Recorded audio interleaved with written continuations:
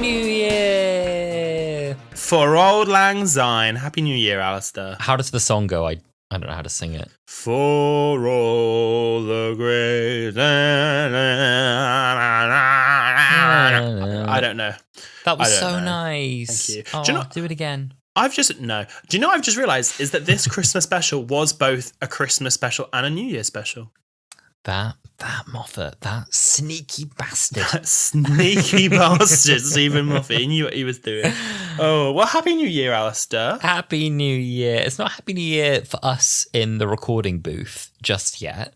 Here, right now, we're back on the 29th of December, but via a sneaky time loop in the Time Hotel, we've arrived a few days in the future in the 2nd of January. They've done a special deal, 2nd of January, everywhere all at once. It's not as sought after as the Christmas package, but that's why we got it on the cheap. I can't think how that would work, but I love it. No matter when you come out, it's always January 2nd. It's like it's just a miserable day for everyone. No one wants it. Nobody wants it. Day. Oh, how was your Christmas period? It was great. It was lovely, but exhausting. I just think maybe I'm getting old at the old age of 28. But I just found I was shattered. The day after Boxing Day, I was such a grumpy little shit. I was just like,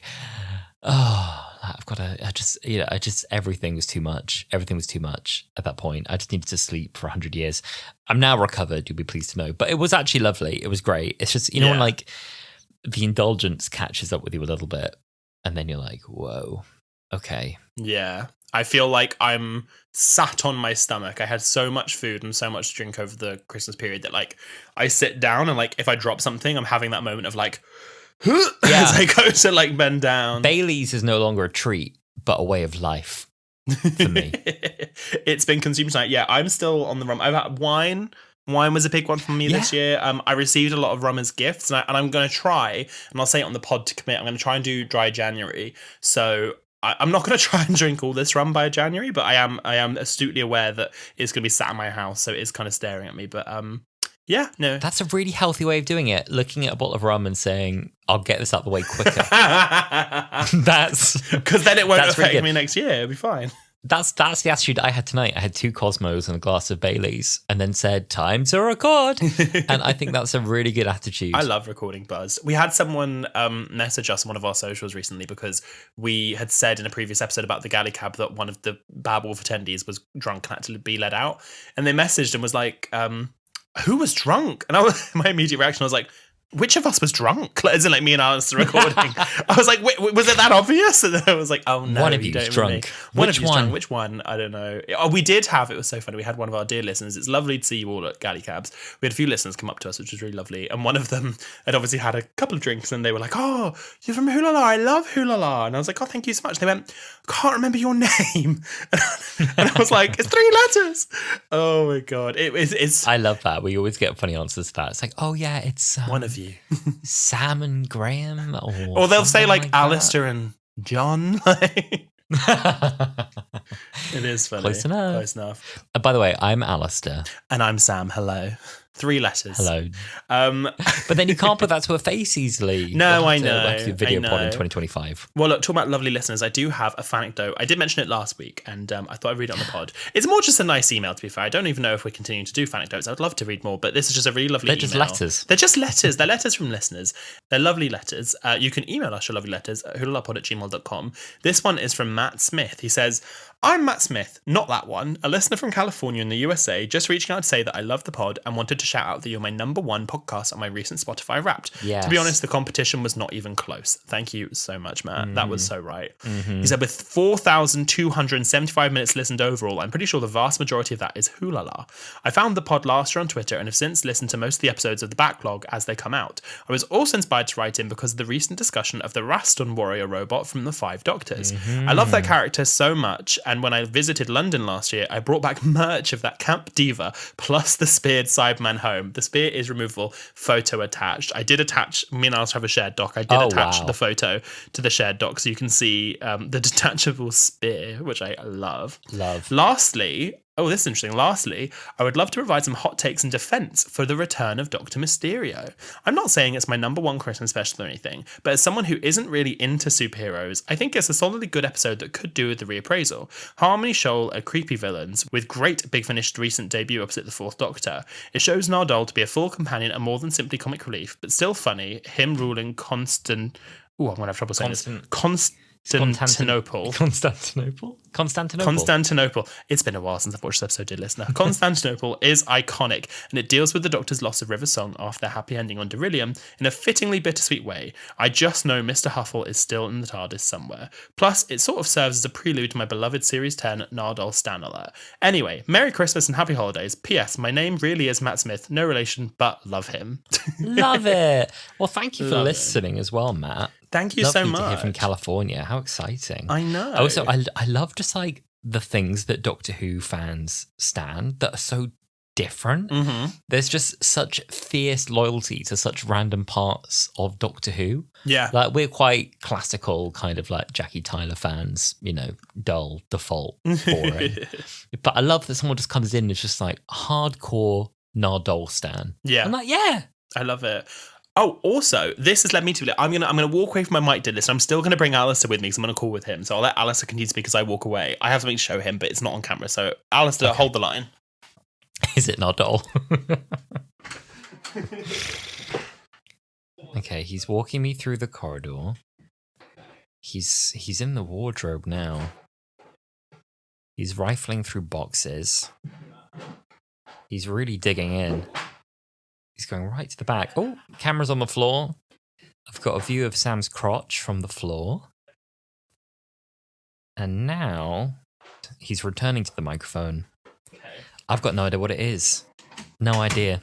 Hello, dear listener. I've returned. I went to go get something from my cupboard because I completely forgot that I own this, and I had to show Alasdair on the pod that I do in fact own the Rastan Warrior robot. You have it! Oh and my God. The Cyberman! But can you pose the Rastan Warrior into a star jump? Oh my God, absolutely. Let me look at this diva. Are you ready for this? Oh my God, you really can. You really wow. can. There That's you go. much more flexible than I thought he'd be. I know, he continues to surprise us all, but I wanted to, show my solidarity with Matt Smith that I am a Rastan Warrior robot stan. I think thank you, Matt. Time for a Rastan Warrior return. I really do. I love it. I love it, Mick. But we are not here to talk about the Rastan Warrior robot, much as I love them. We're here to talk about the 2024 Christmas special, Joy to the World. Oh. Now, the Joy to the World Christmas special came out on the 25th of December 2024, a mere 4 days ago, as the time of recording. Oh, it's been a while since I've said that. That's weird. That felt like we were doing Series 1 again. I know. A mere few days ago as the time of recording. It was written by Stephen Moffat and was directed by Alex Sanjeev Pillai, who was the director for How to Date Billy Walsh. It had an overnight viewership of 4.11 million. We haven't yet got the consolidated results. And it currently sits on an IMDb score of 7.1 out of 10 and a Letterboxd score of 3.2 out of 5. Respectable? Acceptable? Very respectable. I was messaging you when I watched this, and off the bat, I said, I think that's a 7 out of 10. Then I let it sit with me, and I was like, well, maybe it's a 6 out of 10. And then I rewatched it, and I was like, no, I comfortably think this is a 7 out of 10 for me. And I will say, again, this came on TV 4 days ago. I have watched this episode 3 times now, as of time of recording. There was a lot of really favourable reviews for this one. The Guardian gave it a 5-star. It tracked with where we'd expect it to be, I think, in terms of viewership at that time of day on Christmas. It ranked well. I think it was overtaken by EastEnders. I think it might have beat Strictly. Can you remember? It did. It beat Strictly by about 0.1 million. And then internationally this week, it seems to have done quite well on Disney+. It's appeared in the top 10 in, I think, about 18 countries. Yesterday, the 28th of December, it was number 1 in Australia. It was number 1 in New Zealand. It was in the top 5 in Slovakia, in Turkey. It was number 5 in the US. It was number 7 in Austria, Belgium, 6 in Canada, 5 in Denmark. It's done pretty well globally. So it seems to be ranking well. It slipped a little bit today on the 29th, but overall has an average ranking of about 7. Nice. No, that's good. I'm glad it's so well received. I mean, with Doctor Who where it is at the minute, people are wondering, just given what we know has been filmed, whether or not we'll get a Christmas special next year. So I did have a little bit of me while I was watching this thinking, I wonder if this is the last Christmas special we'll have at least for a while. So I was just really glad we had it. I think it's a fun episode and I'm excited to talk a bit more about it. Exciting indeed. Well, for anyone who hasn't seen the episode, it literally is accessible pretty much anywhere. You can go on BBC iPlayer if you're within the UK, you can go on Disney Plus if you're almost everywhere else. But if for some reason you'd rather listen to us two yap about the episode, here is a little recap of the plot. Now, forgive me, the plot summary is fresh. No one else has published a plot summary online yet. There is no TARDIS wiki, so you're getting the fresh Wholala edit, which may omit critical plot points. You'll find out. There you go. In 2024, a woman called Joy checks into the Sandringham Hotel at Christmas, seeking solitude during the holidays. In the far future, in London 4204, the TARDIS arrives in a hotel because the Doctor is seeking fresh milk. He's landed in the Time Hotel, where each locked door leads to a different hotel room in Earth's history. The Doctor is about to depart, but notices a suspicious figure with a briefcase chained to his wrist. To investigate, the Doctor first encounters Trev, a hotel employee. Recognising Trev's earnestness, the Doctor enlists him as point man on a mission to keep tabs on the mysterious guest. Trev enthusiastically agrees to help, vowing that he won't let the Doctor down. The briefcase swaps hands a few times, killing its previous owner each time it attaches to a new host. It eventually latches onto poor Trev, followed by the hotel manager, who has access to every room in the hotel. The Doctor, unaware that Trev has died, spots the hotel manager with the briefcase and follows him through a portal to the hotel room with Joy inside. Joy is already busy aiming her hairdryer at the lizard man. The hotel manager, recognising the Doctor's new power, tries to persuade him to take the briefcase, but it ends up attached to Joy. The manager dies, and the Doctor discovers that the briefcase houses the starseed, a one-atom cosmic chain reaction designed to grow into a full-blown star, capable of destroying Earth if activated prematurely. The Star Seed has been designed by the Villengard Corporation, who intend to use the Time Hotel's multiple timelines to fast forward the star's growth, creating an infinite energy source. The Star Seed exerts psychic influence on individuals, including hotel staff and eventually Joy herself, compelling them to move it through time portals. If the star detonates anywhere in human history, it will destroy the Earth. Opening the case triggers a countdown which threatens to destroy the current holder. To deactivate this, the Doctor is given a code by his future self stepping through a door of the Time Hotel. The Doctor is now in a time loop and ends up 1 year out of sync, stranded in 2025. For a whole year, the Doctor befriends Anita at the Sandringham, experience a more ordinary life for the next 12 months while waiting to re-enter the Time Hotel portals. The Doctor returns to the Time Hotel later in 2025, shares the code with his younger self, and finds Joy. Following Joy into another room, the Doctor exploits her hidden anger and sadness to snap her out of the Starseed's control. We discover that Joy's guilt stems from her mother dying alone on Christmas Day during COVID restrictions, and he learns that she refuses to celebrate or be with anyone at Christmas, burdened by her loss and regret. The Doctor believes that Villengard have miscalculated their plans, as they'd need millions of years to fully form a star, not just thousands of years of human history. But Joy and the Doctor have ended up in the prehistoric times, 65 million years in the past. With a dinosaur eating the briefcase, the Doctor tracks down the starseed to a shrine in another room. He's helped by Trev, who has had his consciousness absorbed into the star, proving his loyalty across the millennia. With mere minutes to go until detonation, the Doctor needs to break the starseed out of a tomb. To do this, he hooks a rope through several rooms, and when he returns, he finds the starseed has already merged with Joy. He tries to save her, but she chooses to become one with the starseed, flying off-world and saving the planet. She departs on her own terms, believing she'll be with her mother again. The Doctor is left with a final message from Joy, to find a friend and stop living alone. By allowing the star to bloom far away from Earth, Joy becomes the star over Bethlehem in 1 AD. In the modern day, we watch Joy say goodbye to her mother through an iPad as she dies. As she reaches the end of her life, her mother's spirit recognises the star in the sky to be Joy and transcends to be with her. That was Listen, am I saying it's my best ever summary? That was meaty. No. But I think we covered some of the critical points. You are so much better off watching it. If you haven't watched it, I don't know what you're doing here. If you have watched it, would love to know what you thought of that review. Exactly. I thought it was a very good review. And we also wanted to know what you thought of this episode. So we reached out to you on our X and Blue Sky accounts. And you had a lot to say. Okay, our X count. Listen, we've said before, we're like, oh, we'll transition to Blue Sky. 106 of you reached out to us on X, let us know what you thought of this episode. So thank you so much. Here's what some of you had to say over there. Hamish, friend of the pod, said, really enjoyed it overall. Not totally sure what the resolution was about. I feel very sad that Joy is just like dead to everyone she knew. But she seemed really happy about it all. But I love Shooty, the Anita sequence, the Siluran, etc. 7 out of 10. William said, weak plot, and they wasted Nicola, and she's definitely got no chance of returning as a full-time companion, which is a shame. She would have been great. But I loved the scenes with the Doctor and Anita, though. Is this armed? At All's in Theatre said, below average Christmas special. I wanted to love it but didn't. Felt like spare and disjointed stories all mashed together. Joy turned out to be underused and bland. The Star of Bethlehem twist was predictable and didn't quite gel. Best thing about the episode was the Doctor's year with Anita, in my humble opinion. Rowan said, I preferred it over The Church on Ruby Road. Not a top-tier Christmas special or Moffat episode, but not terrible. Daniel said, it was pretty good and I enjoyed it. I loved the character moments. But with Joy turning to a star, and like why she did it, it could have been explained a bit better. How do I say this one? Dr. Hui? I was thinking about this. I was going to say, and Dr. Hui. And Dr. Hui said, love Moffat's Christmas special. Plot twist always fits perfectly. Oh. Well, over on Blue Sky, JP said, I really enjoyed the first half of the episode, but after the Anita storyline, it kind of falls apart in my opinion. Great moments for Shooty though. He's really killing it. I can't wait to see more of him. Lucy said, Moffat really found a way to call out Boris Johnson and the Tories' COVID parties and remind us all how tough the pandemic was for everyone. The dinosaur looked like it'd been plucked straight from Deep Breath. The app was good, but won't go down as one of my favourite Christmas specials. Oh my God, I just thought, do you reckon it's the same T-Rex? He just chewed up a briefcase, ended up in Victorian era, and then was burnt alive. Oh, bless him. At Crop Circles, and their Blue Sky name is Tubby Custard, said Act 3 was a bit rubbish, but otherwise was really good. Especially all the stuff with Anita, maybe my favourite sequence of RTD2 so far. I watched with my partner's family, who are not really Who fans, and even they were getting invested. Then Joy started glowing, and we all groaned.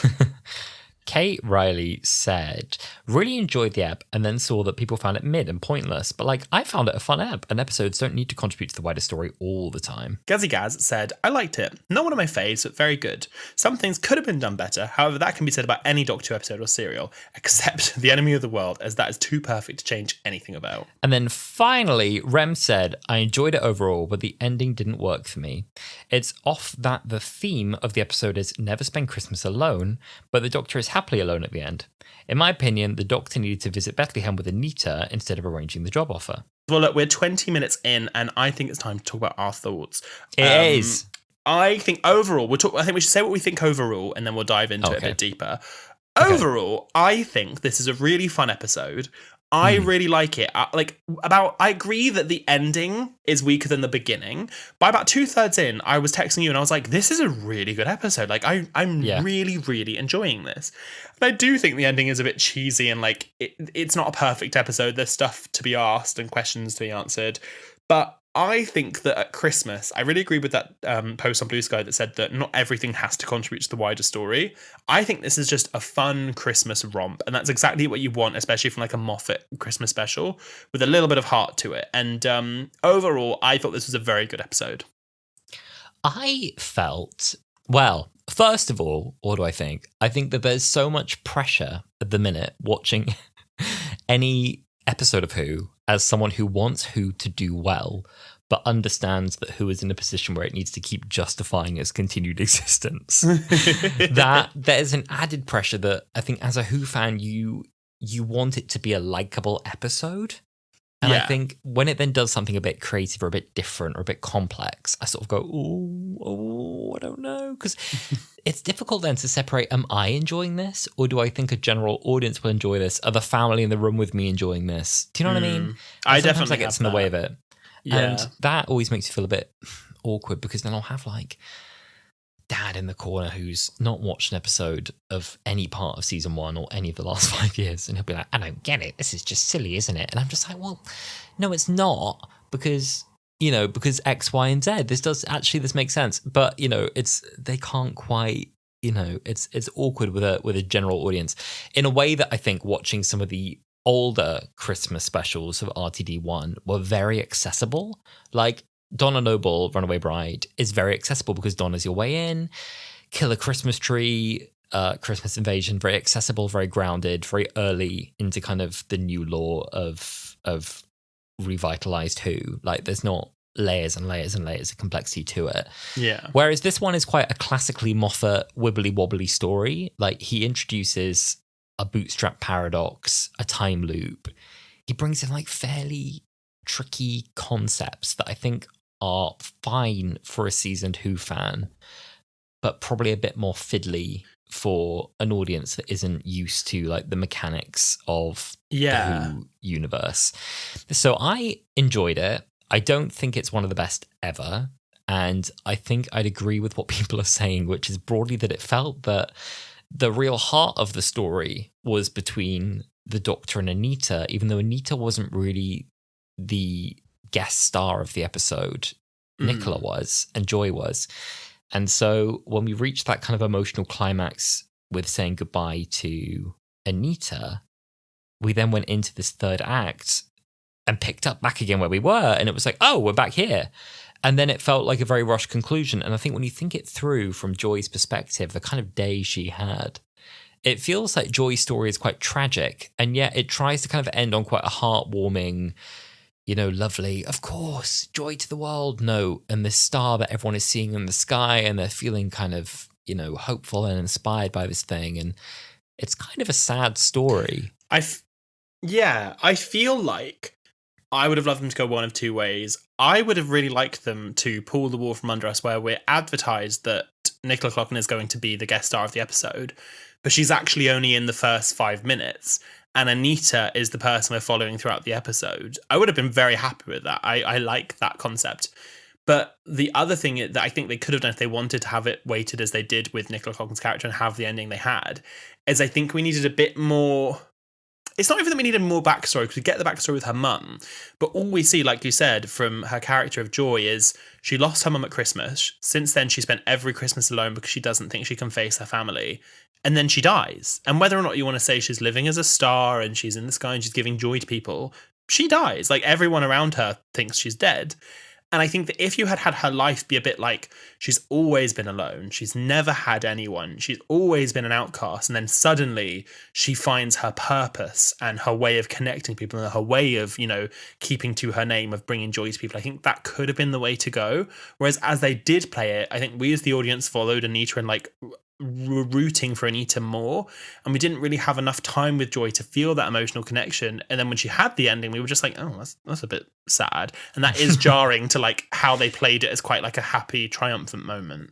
Yeah, that's kind of how I felt. We got to the end and it was like a lovely Moffat hopeful score, and I was like, this woman lost her mum in COVID, is still dealing with the effects of that, booked this hotel to just get away from it all because she's so riddled with guilt, meets the Doctor and dies within about 15 minutes. Yeah. Becomes an exploded star at the expense of a futuristic weapons corporation. I don't know. I think the issue is that Anita's story, which was so nice and so neatly packaged and left everyone, I think, feeling like, oh, I'd like some more Anita, actually. That was nice. That felt good. That it overshadowed the rest of the story. Yeah. But anyway, there's a lot of good things to say about it. I think that's probably me explaining what went wrong for me. Yeah. There's some other nitpicky things. I don't want to be too well, they should have done that. But I have a few things that I think could have been a little bit tighter. But overall, I think I agree with you. For me, it was a 7 out of 10. Yeah, I think 7 out of 10 is a very fair example. I don't think it has to. I get frustrated when people... Listen, Doctor Who has always been a show that's had wobbly sets and has, made do with what it's had and has managed to get some real gold out of it. And I don't like that. I feel like now that Doctor Who's been given this big budget and there's been so much, contention over people loved it in the mid-noughties and then maybe drifted off. Now they're told, oh, come back, it's great. There feels like there's so much tension that every single episode has to be perfect. And you look at even, Russell's first era. I watched The Next Doctor last night and it's a fun episode, but it's probably, for me, it's probably a 5 out of 10. I probably think that Joy to the World is a better episode than that, but there's so much pressure that everything has to be perfect that people aren't willing to accept fun and good and silly. They just want perfect. And I don't think that it needs to be that, and certainly not at Christmas. I mean, listen, I do understand when you're putting it against the Gavin and Spacey finale. That's pretty close to perfect. Mm. But yeah, I really liked it. And I want to talk for a minute. I know I'm sort of jumping into the middle of the episode as we were talking about the Anita storyline, because that for me is the real heart of the episode. And I really wasn't expecting it. And like I was saying about pulling the wool from under us, I feel like I'm completely muddling up my phrases. It's pull the wool over your eyes and pull the rug from under us, isn't it? That's what's right. Yes, it is, yeah. I've been so confidently saying the wrong thing. But I said it loudly, so we're fine.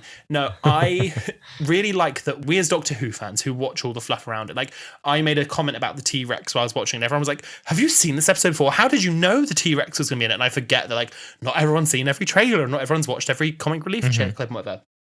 But Anita's character was very flippantly in a microsecond of a clip released a few months ago. So we as the general audience, and even as Doctor Who fans, didn't really know who she was or what her capacity was going to be.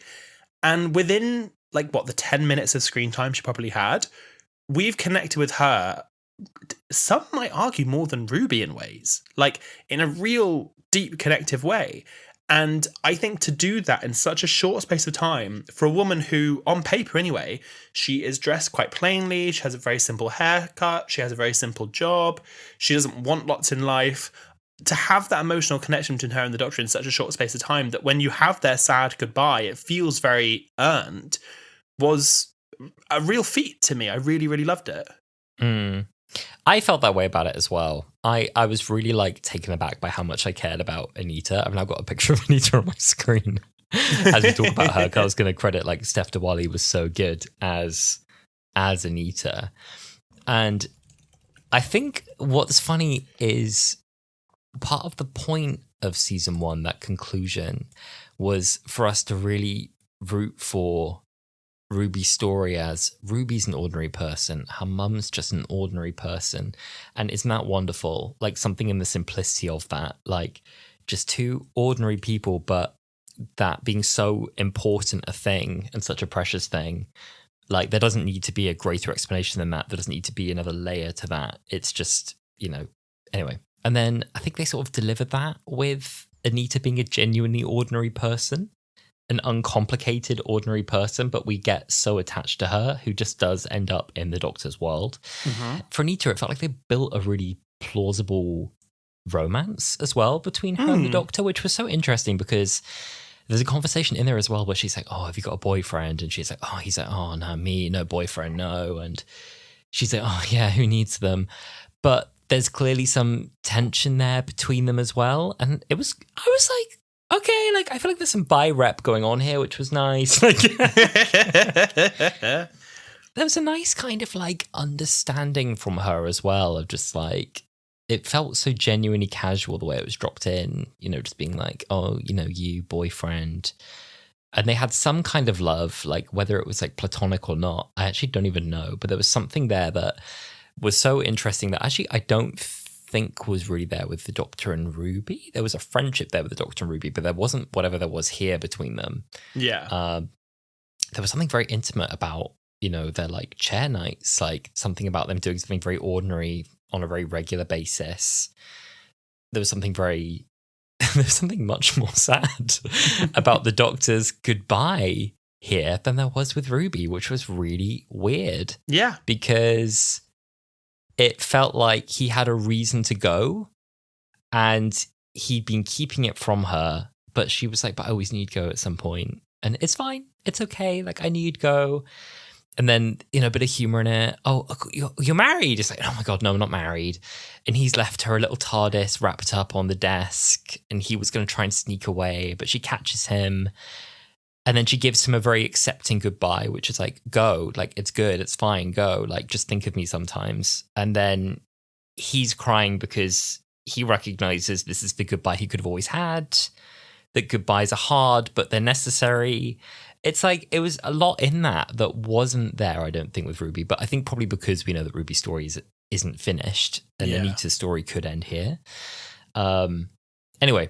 Yeah. No, I loved it. And also just like the general plot of that year on Earth, I think is really fun. I love, the bit with the plunger, like, is this armed? And that he converts her car to go wherever it needs to take her and it was blue. There's a lot of like fun in that, they're talking about weeping angels. One thing, and again, like I feel like this episode of Wholala is going to be very balanced between saying things we really liked and things we didn't love. I feel like this episode is the perfect example of why I don't think the 14th Doctor conclusion in the giggle works, because making a version of the Doctor which we're assuming will lead into the 15th Doctor. We know that canonically 14 eventually regenerates, it disappears, I guess, and 15 wakes up during the bigeneration, and he is a direct conclusion that came from 14. The 14th Doctor is meant to have lived out his Earth life with Donna and lived out time and sat in the same place and sat with that. And then you have the Doctor here, and he actually hasn't moved on at all emotionally from the Doctor that we know from the noughties, where he doesn't like to sit still, he doesn't want to be in one place for too long, he doesn't really know how to live a quote-unquote normal life. And I feel like this is the perfect example to show that storyline just doesn't really work with the Doctor. You can't really do that. I know we're not doing an episode on the giggle, but if I was going to change one thing with that, it would be that the bigenerated 14th Doctor knows he only has 24 hours left. He has 24 hours to savor before he becomes 15. And he decides to do that. He could zip away and see the grand stars of Melatrox and do all these amazing things, but he decides to sit with his family and have a meal. And have a quiet moment. I think that's the way you could have done that to have it be warranted, because I think it's happened a few times in Ncuti's era, but especially here, it shows that he hasn't learned from all that time he supposedly had off screen. He still struggles with that, and that for me just felt a little bit off. That is a really interesting idea. The idea the Doctor had one more day and chose to sit still for that one day and have a coffee with Donna. Yeah. Or the family, or have that lunch. Maybe there was a week, not a day. Yeah, maybe a week. Whatever was needed. But that's a really interesting idea. I think in defense of this plotline they're pursuing, it feels like what they were trying to say with this was that the Doctor's effectively failed to take his own advice and he's relapsed. So as much as he was able to stand there and say to 14, you know what's wrong with you? You don't even have any chairs. You don't even know you don't have any chairs. You need, I'm okay now because you did the work. You did the therapy. We're doing it out of order. I'm good. You're not. And I think there was an attempt to do a bit of a commentary on that within this, when he stares at himself in the doorway and he's he's the past, I'm the future. And then he has this little wrestle with himself about oh, he's so bloody mysterious, you don't let people in. And it's almost like he's had a bit of a relapse. Yes, he's had the therapy years, but that doesn't galvanize you against ever falling into bad habits. That doesn't stop you ever feeling sad again. That doesn't stop you ever shutting people out. So he's had this moment where maybe he did get to a really good point at the end of his last life, and now he's slipped again, and he's shut Ruby out, and now he knows that there's a correction needed. I think what knocked that off was that he was saying to Anita, I've never lived my life like this. I never sit in the same place. And canonically, less than a year ago, you just finished living for any number of years with Donna. As far as we know, you spent 50 years in the south of France with her. We have no idea what you did, but it's implied that you sat in the same place for a very long time and the TARDIS was parked and you didn't do anything. So that was a bit contradictory, I think. I think that was confusing. I don't think it was clear, this idea of a relapse, of a course correction being needed. It was we were watching the Doctor work out the things he's supposed to have already worked out in his 14th life, saying have a chair night. That being said, as well, chair night, that whole idea of Anita, pull up a chair, let's play a game. Once a week, let's play a game. And that becomes their favorite night of the week. And it's just them doing Twister or Connect Four or whatever. And it's once a week and they have a chat and they become so close from that one thing they do once a week. And I think that message was lovely because of the idea of, this whole theme of loneliness at Christmas, loss at Christmas coming into it. Again, I think Moffat loves to do stories about grief. He loves to explore grief in Doctor Who and death. And that tied in really nicely, I think, with Joy having lost her mum. But then we come back to, I guess, that Joy, from Joy's perspective, I find that Joy's story is a bit unresolved for me. I think that's what also bothered me about this, is that Joy has been through this terrible thing. Joy has lost her mum during COVID and had to say goodbye through an iPad because she followed the rules. The Doctor exploits that guilt that she has to save her life, and is oh, I bet you're a good little rule follower, weren't you? Oh yeah, I bet you love following these little rules. Yeah, let your mum die. Oh, I bet you did. And that drives her bananas. That makes her angry enough to release her. But she has this tragic situation where she has no one, she has no friends, no family who would miss her. She locks herself away in this hotel room for a week over Christmas because she's so burdened and guilty about her mum's death. She meets the doctor and she dies. For me, yes, she becomes a star. Yes, she reconnects with her mother in spirit one day as a star. But for me, that is so conceptual and so ambiguous. And so, like, is it really joy?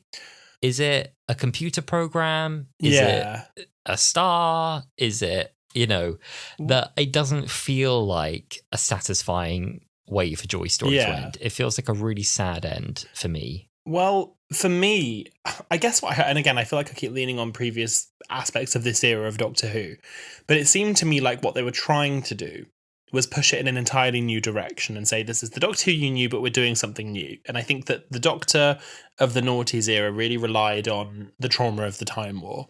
And it seemed like we were moving past that. Like, so we had that scene in the Giggle where the Toymaker showed him all the companions since Donna that had lived with him and died. And the Doctor goes, oh, but they were sent to the past and lived through their old age. Oh, but she was frozen in between two heartbeats. Oh, but she, lived on as a water lady. And the Doctor, and as a water lady. And the Toymaker was like, well, that's all right then. And I felt like, or at least I was hoping, that we were moving past that era. And maybe it's just that those were all Moffat companions and this is a Moffat special. But again, it's like, oh, Joy died. You lost her. She's dead. But she lives out the rest of eternity as a star. Well, that's all right then. And I don't like that we're back at that. I feel like I thought we'd moved past that. And that I think I struggled with. I was convinced that seeing the Silurian die on the bed and him being like, tell me your story, hold on. And then he dies, that would be his moment of like, right, no one else dies. No one else dies, no matter what. Yeah. And then Joy dies. But I thought, a whole year to like work out how to save Joy. And he doesn't. But and also like being like, stay here with the psychic star. I'm off to the Orient Express. Good luck. Like, how did he See forget? you later.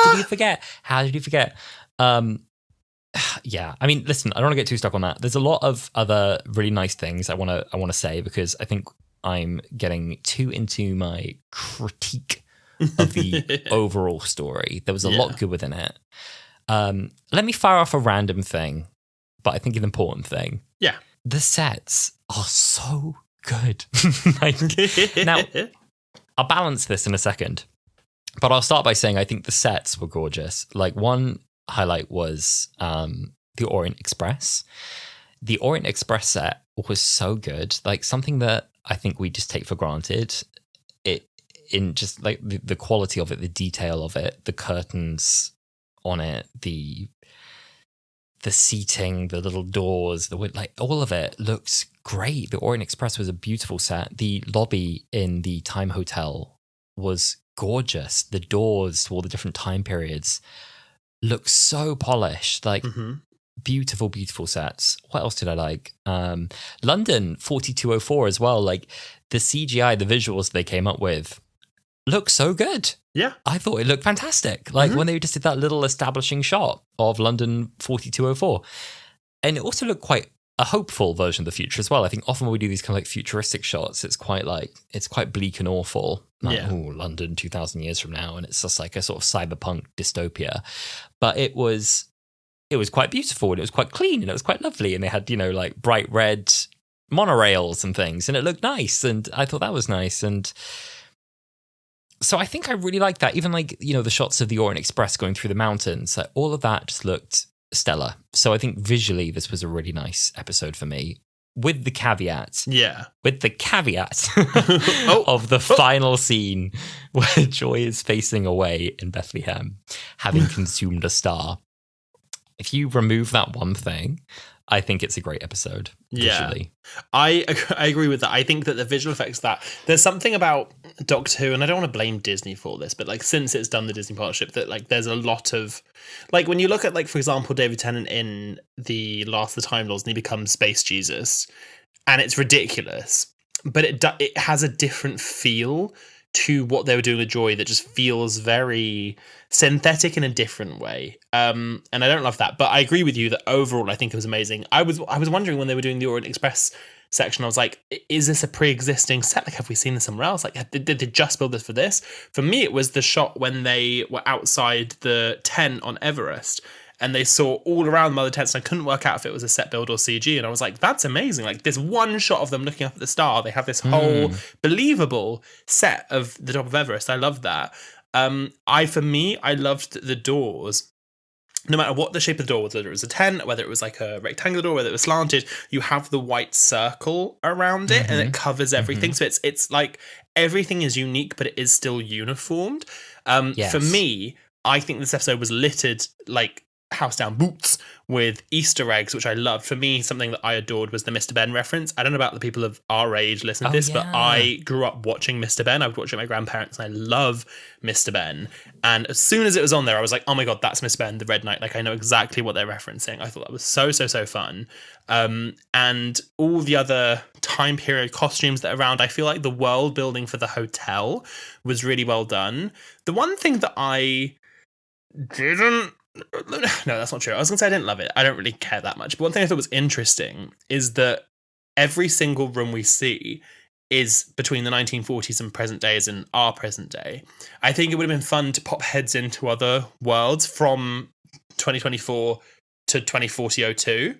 I thought that we could have seen stuff there. I do understand budgetary constraints and, they have to do what they can with what they've got. But it's interesting that even the people walking around the hotel, you've got cavemen, you've got people in the Edwardian era. There was some London 2012ers, which I thought was really fun. But I think it would have been fun to see some people in some futuristic clothes that could have been from any of the time periods between now and when this episode was set. So I felt like that was something that was maybe missing for me. But again, that's like quite nitpicky. I think they got the scale really good with this. I think the kind of like, we're in Manchester in the wartime, now we're on the Orient Express, now we're at Everest, and I think doing that as like a bit of a cold open as well, of the Doctor just kind of like popping his head up in all these spots, was really good fun. I think that feels very Series 6 Moffat to just be like, now we're in Utah, now we're here, now we're there. And it's, I like that, so because it makes sense. Like, you're meant to be showing off like the scale of what Doctor Who can be. Yeah. And if you need to compress that, then do it, like, to show like we can be anywhere, we can do anything, and to show off what the Time Hotel can be. Yeah. So I loved that. I thought that was really cool. The one thing that slightly bothered me about the Time Hotel is that in the fairly near future, 2,000 years from now, humans have time travel. And I feel like that's not been in the Doctor Who lore until now. Like, it felt like time travel was a very much restricted thing that the Time Lords have, and a few others, like 51st century humans, had attempted in a very botched way with, like, Captain Jack's people have got vortex manipulators or whatever. Yeah. But they're a bit like, it's like, you've got a race car, he's got a space hopper type thing. He's got the crappy tech. Whereas in this, humans not that far in the future have got paradox-proof portals to any place at any point in their own history in Earth. So they don't say like it's anywhere in space and time. Presumably, they can also kind of set this up to go anywhere. It only goes anywhere on Earth in the hotel. But I feel like that's quite a major thing, that humans can now pop through and appear at any point in time. Like, that feels like quite a major shake-up of what is possible in Doctor Who, that humans from the future are time travelers too. Because I think before that was somewhat off limits. No, I think so too. Like, they've said about in Utopia, I feel like I'm always just jumping around to other episodes. Like, in Utopia, the Doctor comments on how, humanity always come back to your same basic shape. You become downloads and uploads and megaforms and whatever. But, like, time travel always felt like something that humans as a whole anyway didn't have, certainly not marketable. I mean, I was just surprised even to just see London in the somewhat near future in the scheme of things, and it's 2,000 years from now.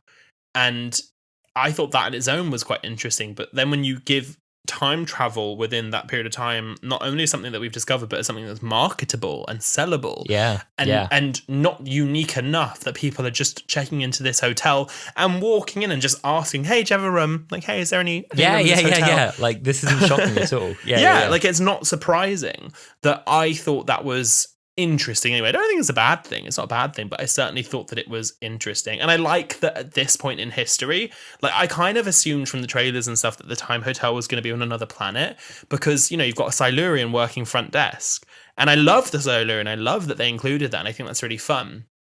But his storyline is that he, you know, found a cave when he was young, found a door, walked into the door and ended up in the Time Hotel, and they sort of let him in. But I'm like, so at this point, like, do humanity know who the Silurians are? Like, are we cohabitating with Silurians? Like, what's the deal? I thought, I don't know. It opened some questions for me, but not in a bad way. I think an episode like this, when you have these questions being asked, it's because the episode's doing its job, you know? Yes, I think this was a real positive thing. I think the fact that we're now like, ooh, wonder what life's like in the 4200s. I think says a really, really good thing about the world building in this episode, because I thought the same things. I was like, okay, like Silurian at the front desk was so ordinary that he was like, hello, sir, just checking that you have priority access to all the rooms. And just the deadpan way this Silurian comes back and it's like, well, yes, I'm the manager as a lizard. It was just so like, I love this version of London where it's just like this lizard at the front desk who's like, well, yes, I'm the manager. It's just like, I love that, because I guess at some point in the 3000s there was some Silurian uprising and they kind of worked it out. It was quite a hopeful version of the future. It was like, yeah, we discovered time travel, and for the most part we decided it was low risk enough that we built it into a leisure experience. And it's working out pretty well until an arms company exploits it. It was quite a hopeful version of the future. Like, the London you see is not a horrible, smoggy, broken down, you know, nuclear wasteland. It's like, you know, a mega skyscraper, very like, you know, grey silver world. But it's not, it's, you know, it's quite a nice version of the future as far as we can see. Yeah, I mean, it looked quite lacking of nature and it's very tech focused. But there's no trees. There's no trees. But it, like, you know, it's not a bad. Like, it didn't look bad. They looked quite happy. They had amazing architecture and it looked quite good. So yeah, it was interesting to see. I did keep an eye out when I was looking. I couldn't see anything, but I was looking until I was like, is the unit tower still there? Does unit exist in the 4200s? So who knows? But yeah, no, I liked it. I think that an episode like this, it did a lot with the time it had. Like we said, we have the Anita thing, we have all this, we have the 4200s, we have the period stuff with the Orient Express and with the 1940s and the war and things. Much as I think all of that was good, I do think that by the time we get to the end, and like it's a cheesy ending, but again, it's a Christmas episode, I don't really care.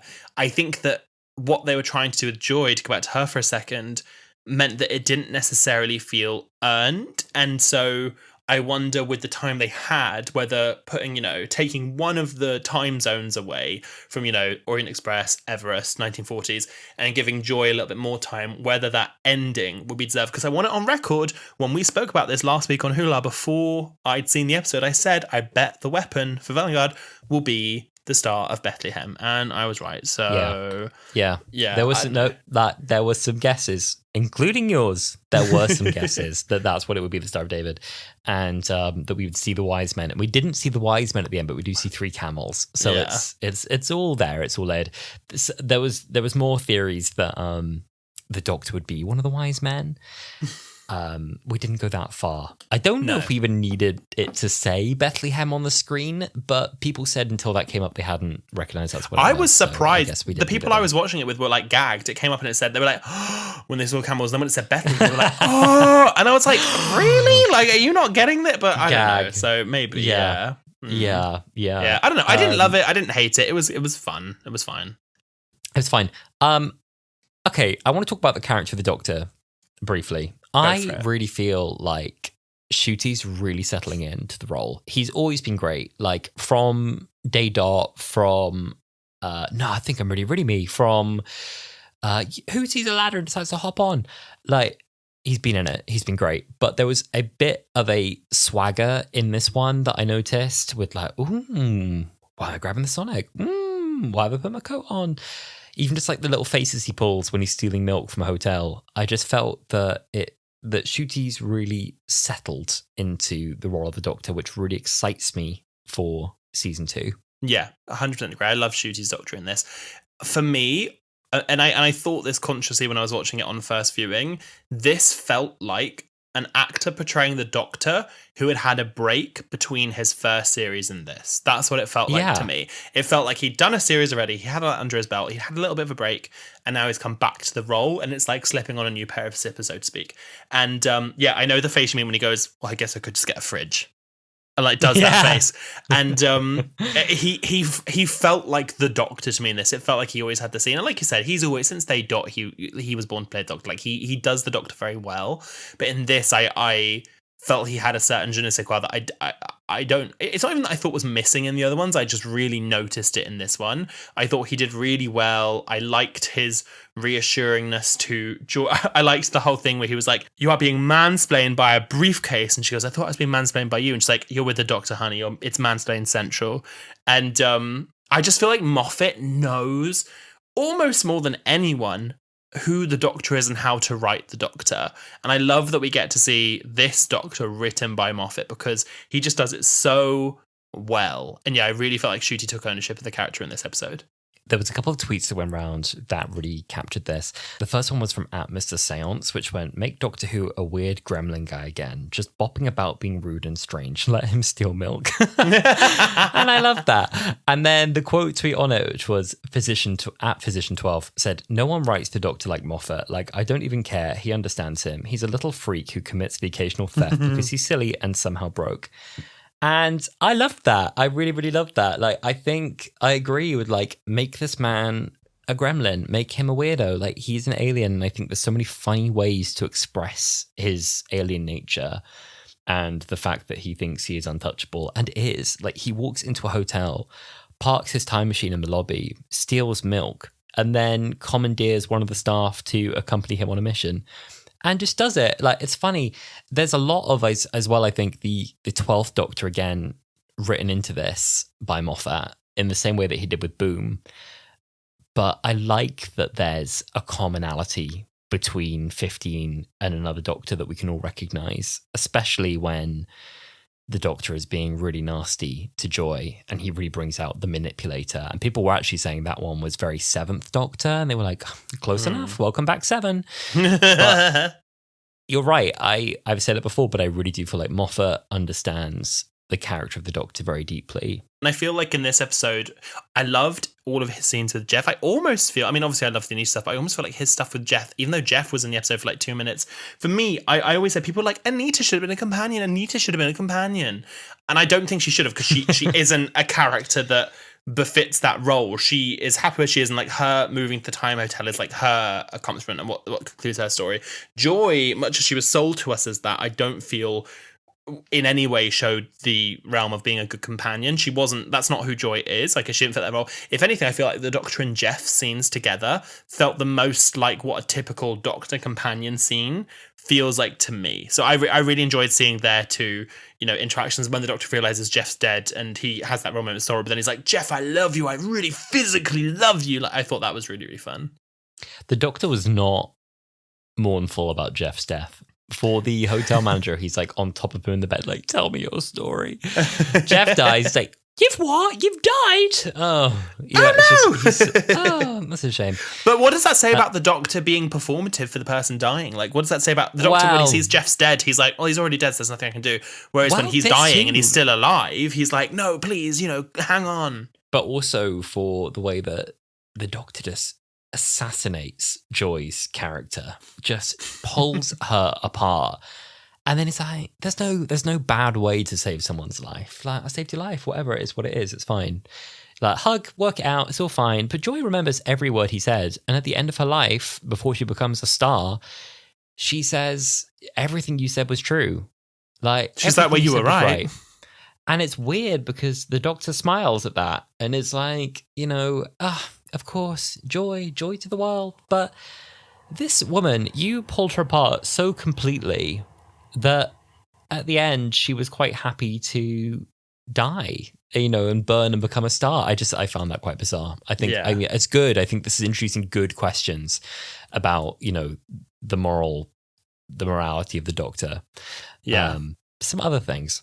I'll link on from that. I don't think Joy needed to die in this story. This is probably a change I would have made, personally, which is, I think Joy could have helped the Doctor put the star back in the sky, and then gone on to live a life, beyond her mother's passing.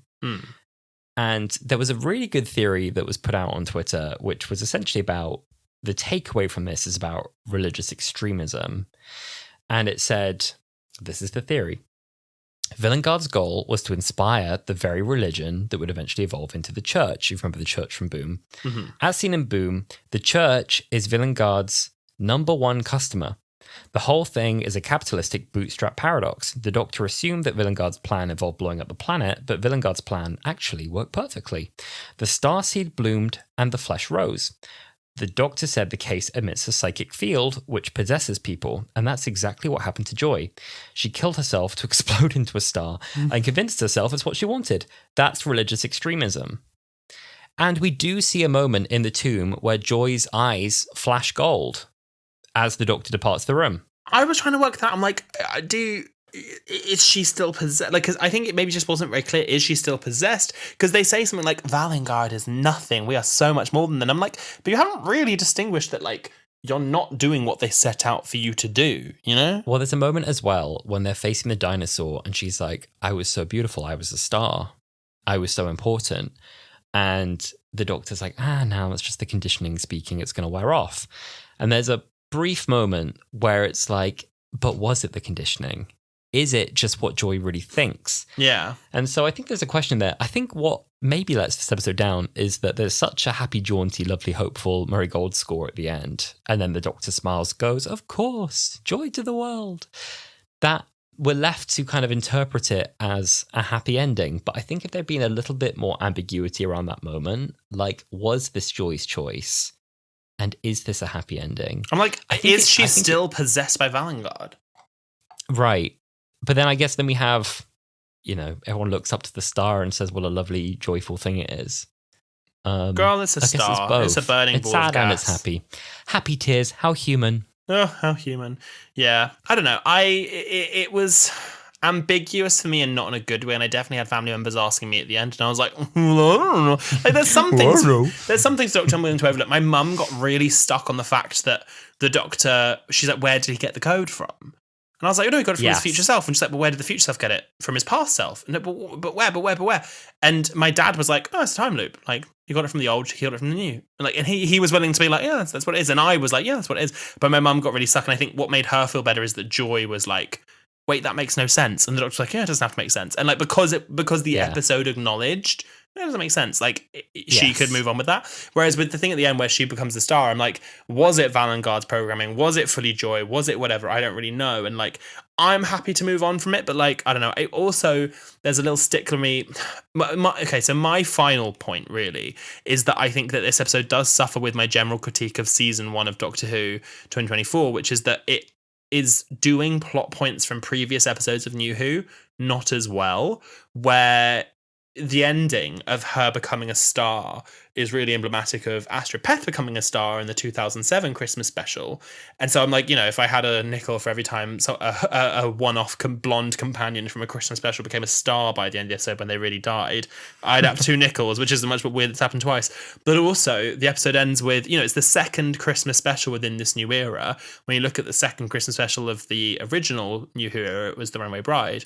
And it ends with the one-off companion saying to the Doctor, find someone, you need a friend, you shouldn't be alone, find someone. And you can look at that 2 ways. One, just that they're recycling plot points, but 2, the Doctor hasn't evolved since 2006. He hasn't changed. He's been through all these regenerations. We've been told that this is a new man and he's changed and he's lived all these lives, but he's still being told the same things. He's still struggling with the same points. And that for me is difficult from a storytelling perspective. Yeah, that totally makes sense. I think in keeping with a hopeful Christmas story, I think it is, first of all, I do think it's really important, I haven't said this yet, that we acknowledge COVID. I think when they started doing it, and she was like, those parties and those wine fridges while my mum died in hospital and I followed the rules and I had to think about it on an iPad. They never say COVID, they never say coronavirus, they never say any of that, but we all know what it is. Yeah. And it's interesting because so much media just pretends it didn't happen. Like, there's just an agreement that we're not acknowledging COVID. And a lot of people are happy with that and are like, let's actually not acknowledge COVID. I think it's important that in some media we do, because it was a very traumatic period. Hundreds of thousands of people died prematurely. And a lot of people are still carrying the psychological scars of what happened. And it's really interesting to me now that Doctor Who has said, like, no, in our world that happened and it was just as horrible for everyone. But it's interesting because I was talking about this family and people are like, yeah, no, people have spoken about COVID before fictionally, and that's true, they have. But like here and there, this is the year where people have decided we can talk about this fictionally, because we all knew that you couldn't ignore it forever. But in this year's Christmas TV lineup, Gavin and Stacey, Doctor Who and Outnumbered, all for the first time reference COVID. And I do understand that Gavin and Stacey and Outnumbered, it's the first episode they've done since 2020, so I understand that. But it is interesting that this is the year where the majority of fictional TV has decided that it's been enough time that we can acknowledge COVID. And yeah, it's just funny because Josh, friend of the pod, tweeted something about how we could see that there's Doctor Who set in 2020 within Jodie's era. And we're like, wow, I guess they're all just ignoring the rules. Like they're just going out about doing whatever they want.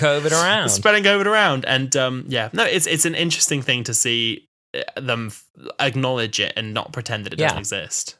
And I get the case for not including it. I get that a lot of people want the escapism and they'd really rather not go back there. But something about, I think, her mum, in the hospital bed, struggling for breath, us knowing that she's at the end of her life, and that being like one story of so many stories. There's so many people who could be swapped in for.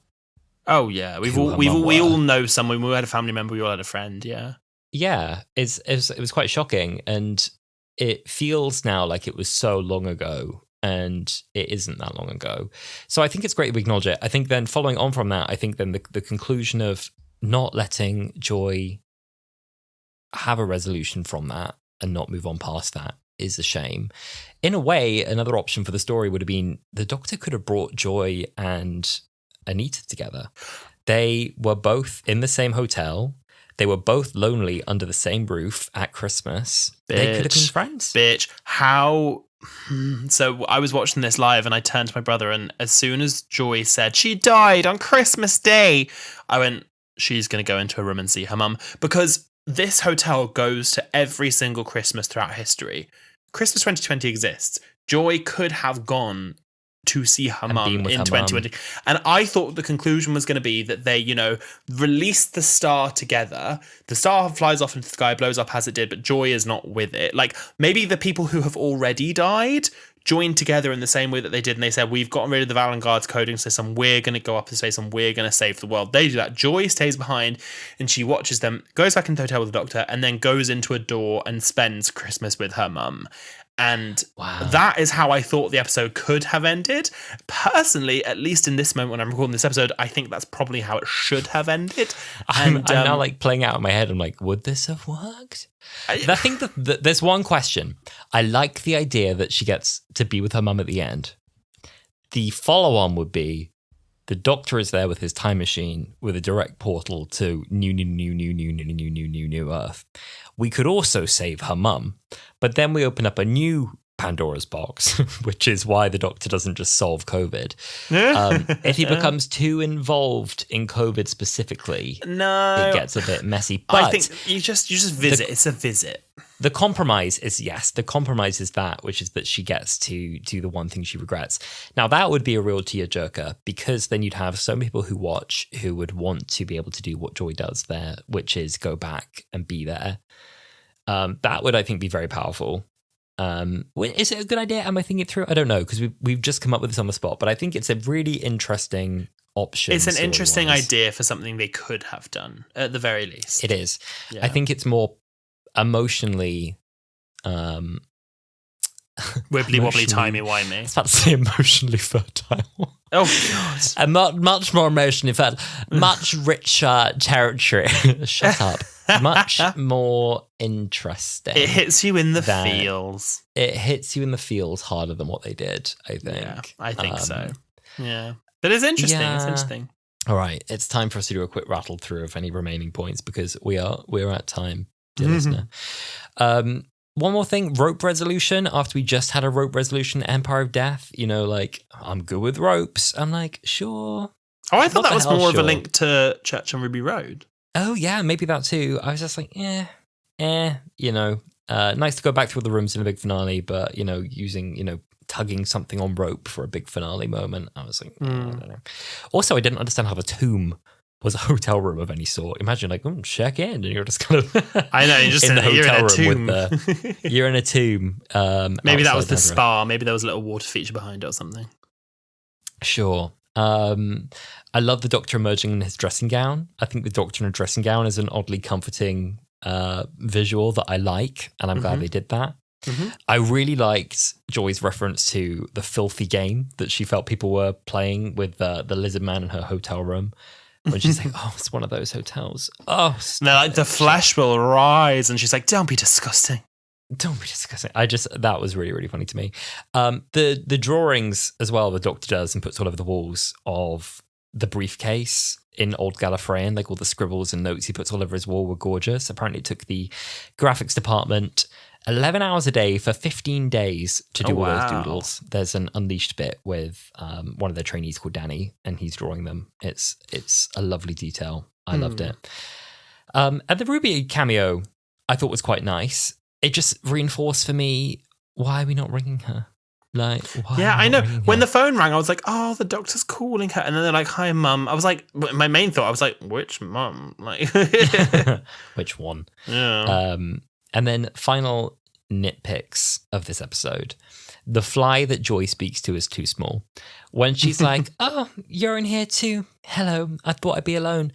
Now, first of all, trying too hard to make her kooky and I'm crazy, I'm quirky, I'm different.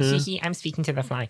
But also, you cannot see the fly on a small screen. You hear a little in the You background. can see it. It is there. It's there.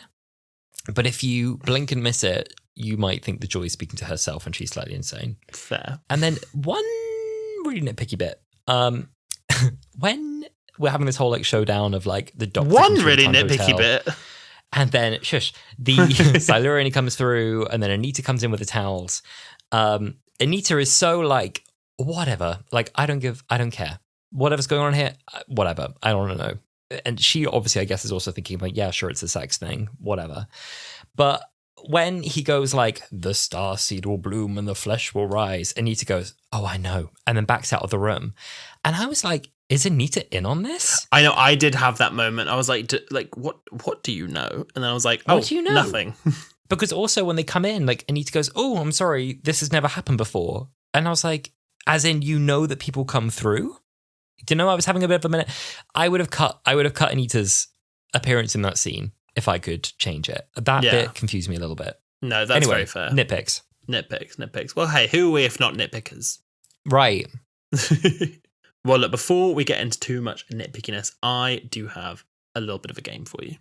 Do you really? I do. It's a little game called Camp or Damp. Now, you should be well versed this by now, but in case this is your first time listening to the pod, we like to play a little game called Camp or Damp. We look back at moments in the episode we have just seen and say whether they are camp or whether they are damp. Alasdair, would you like to play?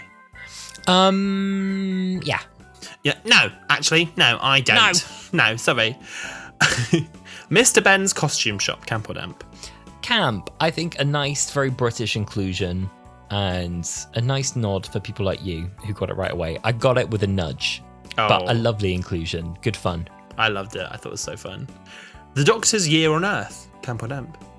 Camp in a very positive sense. It was actually it was funny that we just did the Doctor, the Widow, and the Wardrobe because it was very reminiscent of the Doctor over-engineering everything and taking psychic paper orders, building a sonic mop, making the microwave bigger on the inside and the outside, a sat-nav that takes you where you need to go, the message about never be alone at Christmas.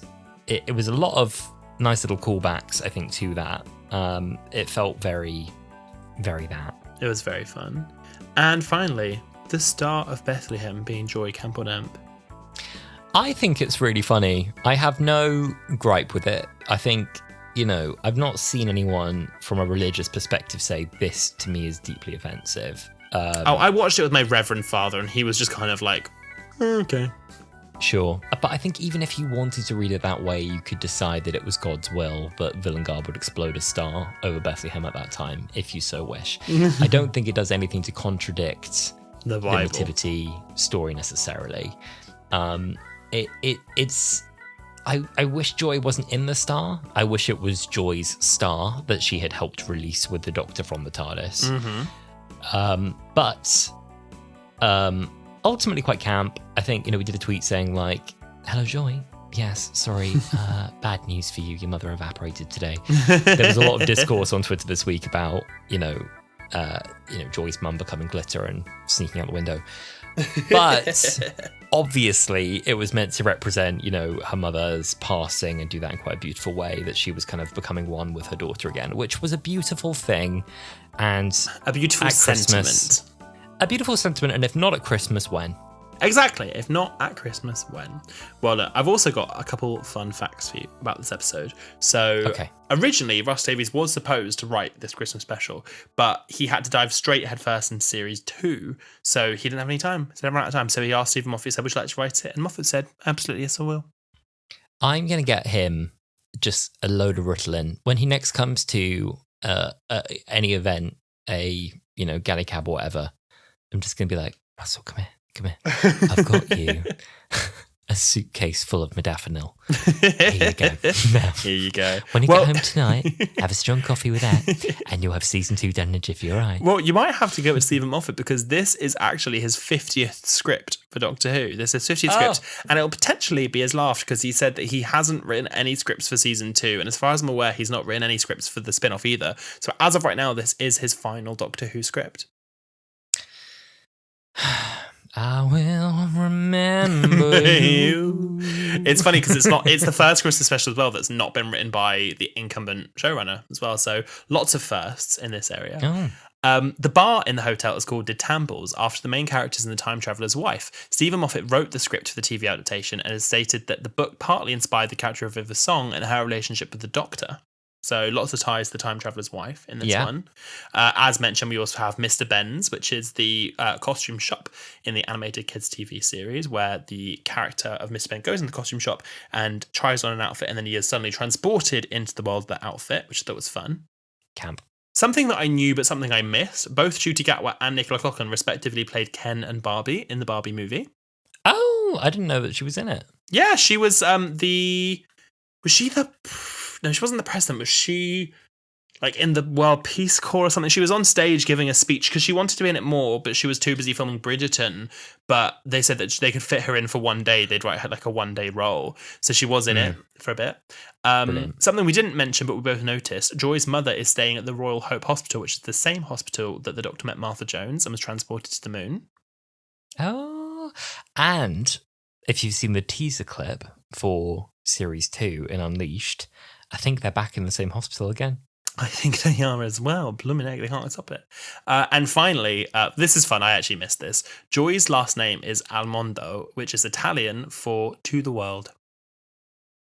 Almondo for the... Oh, so she's literally Joy to the world. Her name is her full name. Joy to the world. Deep sigh. You're like, fine. Okay, all right. Alrighty then. All right, okay. Well, speaking of, this was our trip to Joy to the World. Please reach out and let us know what you thought of our episode and also the episode in general. You can reach out to us on all of our social media. We are at Wholala Pod everywhere. We are on Twitter, which is X. We're on Blue Sky, more importantly. Instagram, TikTok, Threads. You can also rewatch old episodes podcast on our YouTube channel at Wholala Pod. And email us your Doctor Who fanecdotes at wholalapod@gmail.com. Yes, you can. And you can rate us 5 stars. You can follow us. So you get notifications when we drop new episodes. You can buy us a coffee at our coffee account, ko-fi/wholala. And you can share the pod with someone who you think will enjoy it. Exactly. Well, we are going to be taking a little week break this week because we're at the end of season 5 of Wholala. Can you believe it? It's been going for about 20 years, season 5. I've lost track myself. I have no idea where we are. But we are indeed ending season 5. Yeah, I was doing our little pre-doc before and I saw that we were episode 110. And I was like, 110, episode 10 feels like a millennia ago. We're 100 episodes from then. 110 is mad. But yes, after we get back from our 1 week break, we'd love to know, what do you think we should look into next? Something that I would love to do is the 3-part finale. We did the 3-part finale for series 9 already. I would like to, just because I watched quite recently, do the 3-part finale for series 3. I think that's quite a good one. Okay. Especially if we're going to be going back to the Royal Hope at some point. So I think revisiting some Martha ones would be quite fun. So I don't know. What do you think, Alex? What would you like to look at? Yes, let us know what you're keen for. Yeah, give us a shout. Well, thank you so much for listening to this episode of Wholala. Have a lovely rest of your festive break, and we will look forward to seeing you in a couple of weeks. We'll see you then. Excited to speak to you in 2025. Yes, Happy New Year! Feliz Navidad. Da, da, da, da, da.